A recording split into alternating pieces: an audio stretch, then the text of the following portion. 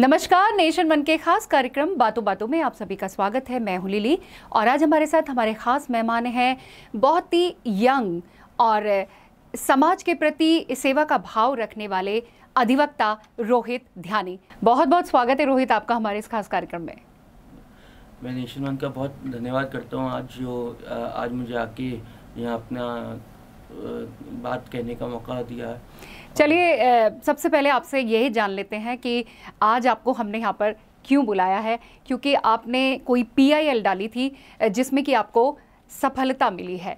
तो क्या है PIL और किस तरीके की सफलता आपको मिली है, ये हमारे दर्शक जानना चाहेंगे। ये 2016 में मैंने हाई कोर्ट ऑफ उत्तराखंड में जनहित याचिका डाली थी, जो कि एक पब्लिक इंटरेस्ट लिटिगेशन है। ये एक याचिका होती है जो कि आर्टिकल 226 हमारे संविधान में है, जो हाई कोर्ट ऑफ उत्तराखंड को रिट जुडिक्शन देता है कि किसी भी जो कि आदमी है, नागरिक है देश का, अगर उसके खिलाफ उसकी कोई भी जो उसके फंडामेंटल राइट्स होते हैं, जो उसके जनहित अधिकार होते हैं, अगर उसको आदमी इन्फोर्स कराना चाहता है तो हाई कोर्ट में जाके अपनी रिट पिटीशन या फिर जनहित याचिका या फिर कोई भी रिट पिटीशन दाखिल कर सकता है। तो क्या उसको हाई कोर्ट में ही डाला जाता है? ये जनहित याचिका आर्टिकल 226 के अंदर हाई कोर्ट में डाली जा सकती है या फिर आर्टिकल 32 अपने हमारे संविधान के अंदर सुप्रीम कोर्ट ऑफ इंडिया में भी डाली जा सकती है। तो ये तो थी PIL। तो जो आपने PIL डाली थी जिसमें आपको सफलता मिली है वो क्या थी, ये हमारे दर्शक जानना चाहेंगे।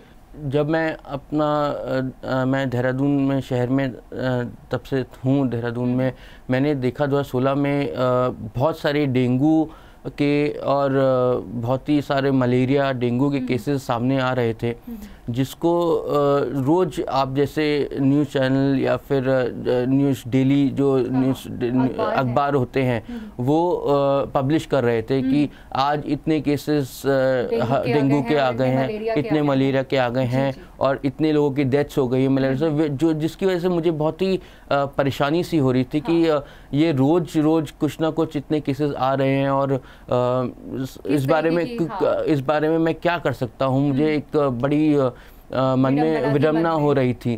तो क्योंकि मैं एक अधिवक्ता हूँ, इस वजह से मेरे को एक रास्ता जो मेरे सामने आया, मैंने ये कहा कि चलो शायद हमारे जो न्यायालय है, जो कोर्ट है, जिसमें मेरा पर्सनली बहुत विश्वास है और हमारी देश की जनता का भी बहुत न्याय विश्वास है, तो मैंने देखा हमारे पास एक रास्ता है कि हम कोर्ट के सामने जाएं, कोर्ट के आगे रखें और कोर्ट के थ्रू से सरकार को कोई आदेश या कुछ डायरेक्शंस हो, ताकि सरकार चेताने के कोर्ट का सहारा लिया।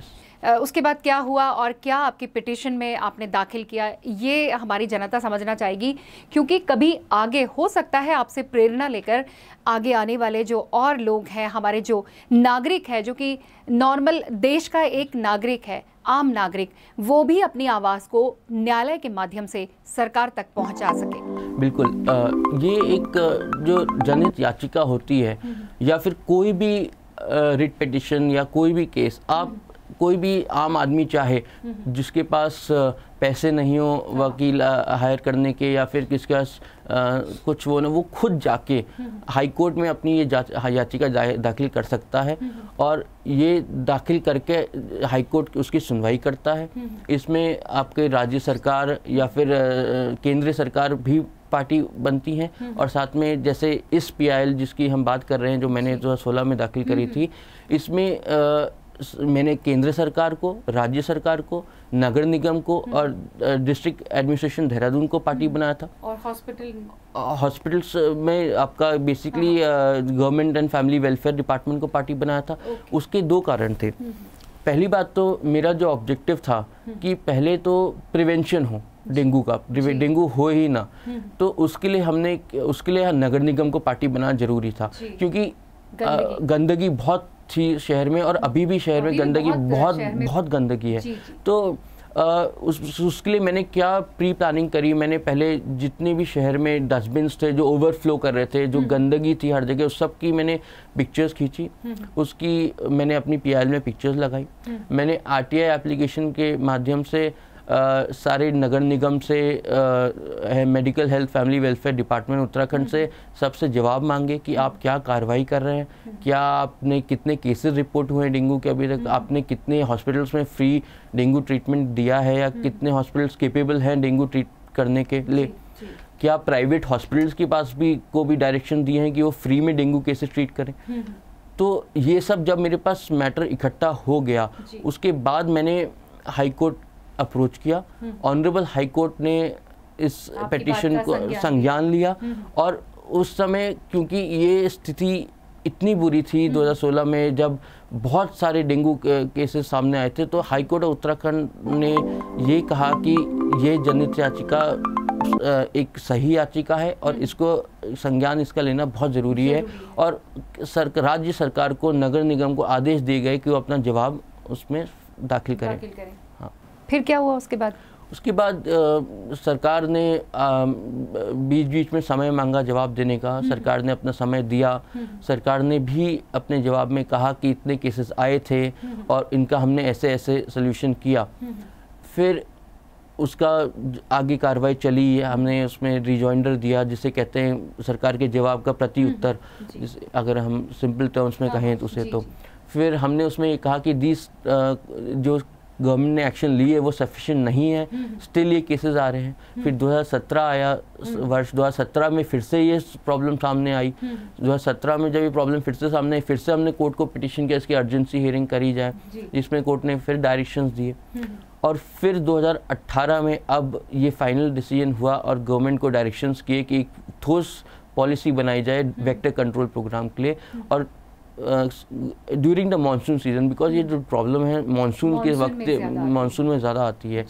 तो इस समय फ्यूमिगेशन जो गवर्नमेंट करती है, नगर निगम जो करती है, वो रेगुलर फ्यूमिगेशन करे और जिससे ये प्रिवेंशन हो सके। It is always because I believe कि हमें प्रिवेंशन करना ज़्यादा जरूरी है ना कि क्योर से, बिकॉज क्योर में जाएंगे तो फिर बर्डन हॉस्पिटल्स में ज़्यादा होगा। Prevention is better than cure of course. तो प्रिवेंशन करना ज़्यादा जरूरी है और वो तभी हो सकता है जब साफ सफाई बरती जाए, जब रेगुलर नगर निगम अपने जो डस्टबिन उनके रखे उनको क्लीन करे। इसमें मैं एक चीज़ और कहना चाहूँगा, जो नालियों की स्थिति भी बहुत खराब है। तो अक्सर मैंने ये देखा है कि सड़क का कूड़ा नालियों में डाल दिया जाता है, फिर वही कूड़ा वापस निकाल के सड़क में डाल वही एक्चुअली देयर इज इसमें कोई प्रॉपर वेस्ट डिस्पोजल पॉलिसी हमारी स्टेट में है नहीं। तो because waste is to be segregated, जैसे कि सॉलिड वेस्ट, लिक्विड वेस्ट, सरकार वैसे काम तो कर रही है, जागरूकता अभियान भी चलाए जा रहे हैं स्वच्छ भारत को लेकर, पर हमारा शहर पहले स्वच्छ हो, हमारी गली, हमारा मोहल्ला पहले स्वच्छ हो, ये सबसे ज़्यादा ज़रूरी है। इसके ऊपर भी क्या आप आगे कुछ और काम करने वाले हैं? मैं इसमें एक चीज़ में विश्वास रखता हूँ कि सरकार का रोल, सरकार की तो जिम्मेदारी है ही, पर हम नागरिकों की भी जिम्मेदारी है कि हम, हमारी सबसे ज़्यादा जिम्मेदारी है कि सरकार किस हद तक काम करेगी। सरकार ने ऑलरेडी स्वच्छ भारत अभियान, केंद्र सरकार ने वेरियस प्रोग्राम बनाए हैं जो साफ सफाई मेंटेन रखने के लिए है, पर सरकार पूरी तरह इस पे सक्षम नहीं हो पाएगी जब तक लोग, जनता खुद नहीं जुड़ेंगे। मैं देखता हूँ लोग सड़कों में कूड़ा फेंकते रहते हैं, लोग सड़कों में कुछ ना कुछ थूक के, कुछ ना कुछ गंदगी अपने घर का कूड़ा निकाल के फेंक देते हैं। अब तो जबकि उत्तराखंड सरकार, स्पेशली देहरादून में मैंने देखा है, रोज सुबह वेस्ट कलेक्शन मैनेजमेंट गाड़ी आती है, कूड़ा खरीद लेकर जाती है। बल्कि नगर निगम ने ये भी कहा था लोग अपने घर का वेस्ट सेग्रीगेट करें, उसको वेस्ट डिस्पोजल, सॉलिड वेस्ट अलग रखे, रिसाइक्लेबल नॉन रिसाइक्लेबल अलग रखे, पर वो कोई करता नहीं है। तो इट इज तभी वेस्ट डिस्पोजल में बहुत। तो क्या इस तरीके की जो बात आपके मन में है और आप सक्षम भी हैं उसे करने के लिए, तो क्या आप जो हमारी आम जनता है उसको किस तरह से इस स्वच्छ लोगों को, की स्वच्छता का लोगों को ज्ञान हो और लोग अपने घर का जो कूड़ा है उसको किस तरीके से सेग्रीगेट करें जिससे कि आगे आने वाले समय में इस तरीके की परेशानियां ना हो? क्या उस पर आप कोई प्रोग्राम डिज़ाइन कर रहे हैं जो कि आम जनता के लिए हो? देखिए, कूड़े को सबसे पहले जो भी कूड़ा होता है उसको recyclable, non recyclable and wet waste में सेग्रीगेट करना चाहिए, ताकि जो रिसाइक्लेबल वेस्ट है उसका कुछ यूटिलाइज होकर ऑर्गेनिक फर्टिलाइज़र या फिर ऑर्गेनिक कुछ भी उसका रिन्यू हो सके, जो नॉन रिसाइक्लेबल वेस्ट है उसका कुछ प्रोडक्ट्स बन सके ताकि वेस्ट हो, और थर्ड चीज़ जो वेट वेस्ट है, जिससे मोस्टली ये सारी बीमारियां उत्पन्न, जो किचन वेस्ट जिससे हम कहते हैं, उसको प्रॉपरली डिस्पोज ऑफ किया जा सके या उसका ऑर्गेनिक कंपोस्ट जो भी हो सके वो किया जा सके। इसके लिए काफ़ी NGOs हैं जो ये काम कर रहे हैं वेस्ट डिस्पोजल। और पर इसमें ओनली दिक्कत क्या है, जो सोर्स ऑफ वेस्ट है, जो हमारे हाउस होल्ड है, जो मेन सोर्स ऑफ वेस्ट है, जब तक हम घर में ही इसको सेग्रीगेट नहीं करेंगे और ये कूड़ा मिल जाएगा तो उसको बाद में सेग्रीगेट करना बड़ा मुश्किल होता है। तो क्या आपकी किसी NGO के साथ कभी इस तरीके की बातचीत हुई है कि आप अधिवक्ता और आपके साथ और लोग मिल करके, NGO के लोग मिल करके, जो घर की महिलाएं हैं, उनको इस तरीके की कोई वर्कशॉप्स में ऑर्गेनाइज करें, उनको बुलाएं, जिससे कि उनको इस चीज़ का ज्ञान हो? नहीं, अभी तक तो मेरा किसी NGO से ऐसा कोई कम्युनिकेशन नहीं हुआ है, पर अगर फ्यूचर में कोई NGO अगर मुझे अप्रोच करे या मुझे मौका दे, आई वुड मतलब मुझे बहुत अच्छा लगेगा उनके साथ इस बारे में कोलैबोरेट करके। वैसे क्योंकि आपके मन में ये चीज़ है कि जो समाज में जो भी चीज़ें हैं, चाहे वो मेडिकल से रिलेटेड हो, चाहे वो किसी भी तरीके की परेशानी से रिलेटेड हो, आपके अंदर एक संवेदनशील जो भावना है वो आपके अंदर है। किसी भी चीज़ को लेकर, समाज में जो भी चीज़ हो रही है उसको लेकर आपके मन में एक संवेदनशील भावना है, तो क्या आप खुद इसकी पहल करेंगे? बिल्कुल, जैसे ये मैंने एक जनहित याचिका दाखिल करी थी, मैं आगे भी जाके अगर मुझे बहुत चीज़ें लगती हैं कि ये सही नहीं हो रहा है, एंड एज ऐसी चीज़ें, देखिए अभी मैं आपको एक और एग्जांपल दूंगा। अभी recently honourable high court of Uttarakhand ने एक और आदेश किया है, जो मैंने जब मैं कॉलेज स्टूडेंट था मैंने एक चिट्ठी लिखी थी चीफ जस्टिस ऑफ उत्तराखंड को कि ये जो फीमेल फीटिसाइड होता है, जिसे भ्रूण हत्या कहते हैं, जो एक बहुत ही इंडिया में आज के टाइम पे बहुत ही एक संवेदनशील टॉपिक है, क्योंकि हमारी जो फीमेल पॉपुलेशन है वो कम होती जा रही है। तो स्पेशली हरियाणा में देखें या अदर बिहार में देखें या other all over India majority देखें हैं, तो ये कम होती जा रही है, जो कि बहुत डेंजरस है हमारे आगे आने वाली पीढ़ियों के लिए। और ये एक type of it's a human rights violation also. आप you can not just kill a foetus. Yes, तो मैंने 2013 में एक लेटर लिखा था when I was in my college. Yes, just it was because it was a very touchy topic for me also, so I had written this letter to the honourable chief justice at that time of the Uttarakhand high court, and surprisingly even I was not aware, he had taken cognizance of that matter, and recently I came to know in 2018 अभी उसमें एक order pass हुआ है कि wherein the government has been directed to ensure that all private and government ultrasound hospitals conducting ultrasound should have a silent monitoring device installed in all their machines, which will record all the data of ultrasound that they're conducting. There is PCP and DT Act already prevailing, wherein the government has already banned abolition of fetus beyond few weeks of pregnancy, and you cannot, under that act, you cannot tell anyone that whether it is a female child or a male child. So which is a very good step, but implementation of it will be now done better, because government will have the record of every ultrasound machine which has conducted these tests, and they can verify it, how many people came and got the ultrasound done, how many abortions were done. So it is a very good direction that the Honorable High Court has given, and the state should implement this direction to the best. तो आपको कैसा लगता है जो आप अपने माध्यम से समाज की बातों को लेकर के न्यायालय तक जा रहे हैं और वहाँ पर आपकी बात का मान रखा जा रहा है और आपकी बात को सुना जा रहा है, क्योंकि वो वाकई में समाज से जुड़ा हुआ मुद्दा है और संवेदनशील है? कैसा लगता है, कितनी खुशी होती है आपको? देखिए, मैं आपको बताना चाहूँगा कि मैं एडवोकेट एक्चुअली मेरा बनना पैशन था, बिकॉज आई फील एक ये ऐसा प्रोफेशन है, और भी कई प्रोफेशंस हैं, डॉक्टर हैं, वकील हैं, और भी आप न्यूज़ वाले हैं। देखिए, news people are considered, I tell you, news agency और press is considered as the fourth pillar of democracy. Yes, so even आप लोगों के पास बहुत बड़ी रिस्पॉन्सिबिलिटी है हमारे देश के डेवलपमेंट में, हमारे देश के मीडिया सही चीज़ पहुंचाए लोगों तक, सही अवेयरनेस क्रिएट करे। तो ये ऐसा ही मुझे लगता है एक एडवोकेट का भी रोल है कि मैं अपनी प्रैक्टिस तो करूँ ही करूँ, पर जहाँ मुझसे मौका हो सके, ताकि मैं थोड़ा बहुत भी चेंज अगर सोसाइटी में ला सकूं, तो मेरे को अच्छा लगता है अगर कोर्ट में मैं कुछ पुटअप करता हूं और ऑनरेबल कोर्ट उसका संज्ञान लेके उस पर कुछ कार्रवाई करता है। प्रेरणा कहाँ से मिलती है आपको इन सब चीज़ों की? ये आपका व्यक्तिगत आपके भीतर ये चीज़ है, या फिर आपको कहीं से इस बात की प्रेरणा मिलती है कि आपको, अधिवक्ता तो आप हैं ही, वो तो आपका पेशा है, लेकिन उसके अलावा एक समाज का हिस्सा भी आप हैं, तो ये प्रेरणा आपको कहाँ से मिलती है?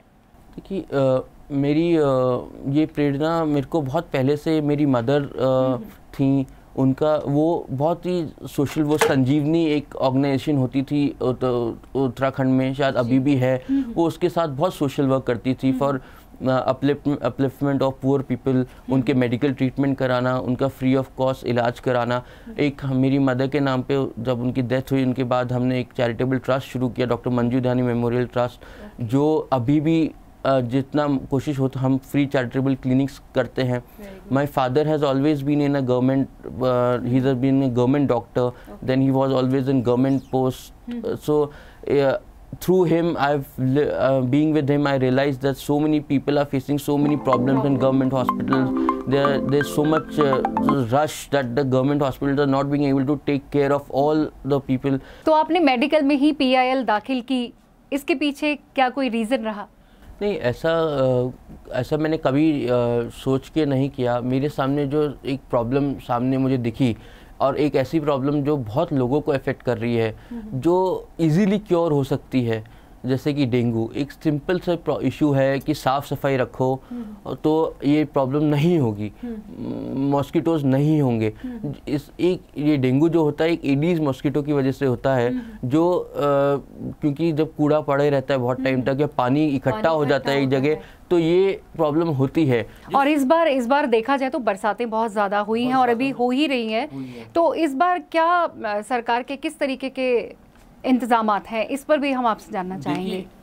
इस बार ये बहुत अच्छा रहा कि ऑनरेबल हाई कोर्ट ने आदेश मेरी पिटीशन में करे, जिस वजह से अब सरकार और चुस्त दुरुस्त हो गई है। अब सरकार रोज आप देख रहे हैं फ्यूमिगेशन हो रहा है शहरों में, नालियां क्लीन हो रही हैं एकदम, और नगर निगम अपने एक एक्टिव हो गया है इस चीज़ को लेके। इस बार इतने केसेस नहीं हुए हैं उत्तराखंड में, पर बहुत फिर भी काफ़ी केसेस हुए हैं। मेरा ये मानना है कि अच्छा एक भी अगर हो रही है डेथ, वी कैन नॉट, हम एक ये नहीं कह सकते कि सर एक आदमी मरा, हर लाइफ इम्पोर्टेंट है, और जब उस लाइफ को हम प्रिवेंट कर सकते हैं कुछ होने से, सिंपल प्रिकॉशंस लेके, तो हम उसे क्यों ना करें। तो ये कहना गलत होगा कि सिर्फ एक की डेथ हुई है या एक 100-200 नहीं मरे, हम क्या उस चीज़ का वेट करेंगे कि जब 200 लोग मरेंगे तब हम कुछ करेंगे। तो इससे मुझे लगता है कि ऑनरेबल हाई कोर्ट का डिसीजन बहुत सही टाइम पे आया। लेकिन आपसे ये जानना चाहेंगे कि सरकार जो है, सरकार अपनी भूमिका को दृढ़ता से क्यों नहीं निपटाती? जैसा आपने कहा कि PIL दाखिल करनी पड़ती है, तब हर व्यक्ति तो PIL दाखिल नहीं कर सकता। समाज में बहुत सारी चीज़ें हैं जिनको लेकर के हर व्यक्ति परेशान है, लेकिन हर चीज़ की PIL दाखिल नहीं की जा सकती, या सरकार को आदत पड़ गई है जब तक कोर्ट से ऑर्डर नहीं मिलेंगे तब तक वो उस पर आदेश पारित नहीं करेंगे या उस पर काम नहीं करेंगे। देखिए सरकार थोड़ा क्या कहते हैं, हमारे जो सरकार एक सिस्टम ऐसा है कि इसे जब तक थोड़ा पुश ना मिले आजकल वो काम नहीं करती है, ये मेरा मानना है।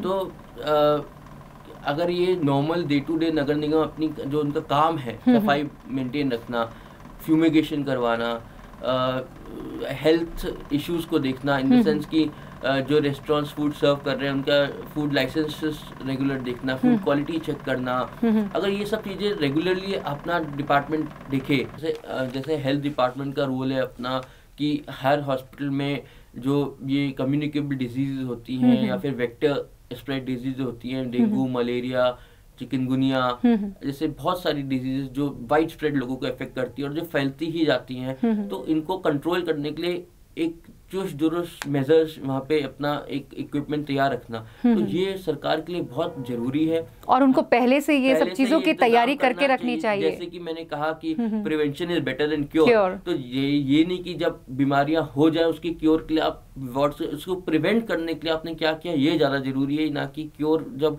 लोग उस अवस्था में आ गए तो उसके लिए क्या हो ये देखना। पहले आपसे ये जानना चाहेंगे, आपने जो मेडिकल की पिटीशन ये दायर की थी, मेडिकल पिटीशन आपने दायर की थी जिस पर ये सारा फैसला आया है, तो आपसे ये जानना चाहेंगे कि मेडिकल की पिटीशन आपने क्यों दाखिल की थी, और आपकी जो बैकग्राउंड है, क्योंकि आपके पिताजी डॉक्टर हैं, तो क्या ऐसा था जो आपके मन में मेडिकल को लेकर के कुछ ऐसा था आपके दिल में जो आपने मेडिकल को ही चुना?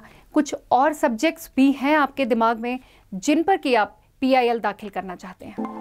देखिए, ऐसा कुछ मैंने ये सोच के नहीं किया कि मेडिकल में ही करनी है PIL, पर क्योंकि 2016 में जब ये बातें इतनी आ रही थी मीडिया में इतना, तो मेरे को बहुत ही हिट हुआ कि मैंने कहा कि ये क्या हो रहा है, मतलब लोग इतने मरे जा रहे हैं। And medical background, that my father is a doctor, my brother is a doctor, so मैंने उनसे बात करी, उनसे समझा इस बारे में कि इसके लिए क्या हो सकता है। तो उनका जब ये कहना था कि ये तो बहुत इजीली कंट्रोल हो सकता है, तो मुझे लगा कि ये इतनी छोटी सी प्रॉब्लम जब क्योर हो सकती है तो गवर्नमेंट क्यों नहीं इसके लिए कुछ कर रही है।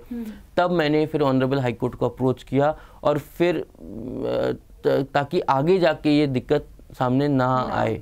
यस। और उस पर कोर्ट ने संज्ञान भी लिया, और अब आप कह रहे हैं कि नगर निगम भी जो है अपना काम मुस्तैदी से अब शुरू किया है काम करना, after the decision of the honourable court. अब आपसे जानना चाहेंगे कि आप आगे आने वाले समय में और कौन कौन से ऐसे सब्जेक्ट्स हैं जिन पर कि पिटीशन डालना चाहेंगे? देखिए, अभी रिसेंट में मेरे संज्ञान में आया है कि एक जो सेंट्रल ने लेजिस्लेशन पास किया था, ये for the specially abled people, person with disability act जो सेंटर ने पास किया था, वो स्टेट गवर्नमेंट्स ने नोटिफाई करना था, पर अभी तक उत्तराखंड गवर्नमेंट में ये एक्ट नोटिफाई नहीं हुआ है। तो अभी फ़िलहाल के लिए तो मेरा ये मानना है, because I have work with specially abled people, with people, especially with children. I have been associated with NGOs who work with specially abled people. So मेरा ये मानना है, it is very important कि हम देखिए, एक society is only as good as it take care of its weakest section of the society. तो हमारे जो स्पेशली एबल्ड लोग हैं उनके लिए काम करना हमारी सरकार का कर्तव्य है ना। तो हमारी उत्तराखंड गवर्नमेंट ने जो ये एक्ट नोटिफाई करना था अभी तक नहीं किया है। मैं इस बारे में आगे चल के सरकार को चिट्ठी लिखूंगा। अगर सरकार इस बारे में कुछ करती है तो बहुत अच्छा रहेगा, वरना फिर अगर सरकार ने नहीं किया तो हम फिर देखेंगे आगे क्या कार्रवाई करी जा सकती है। चलिए, बहुत अच्छी बात है।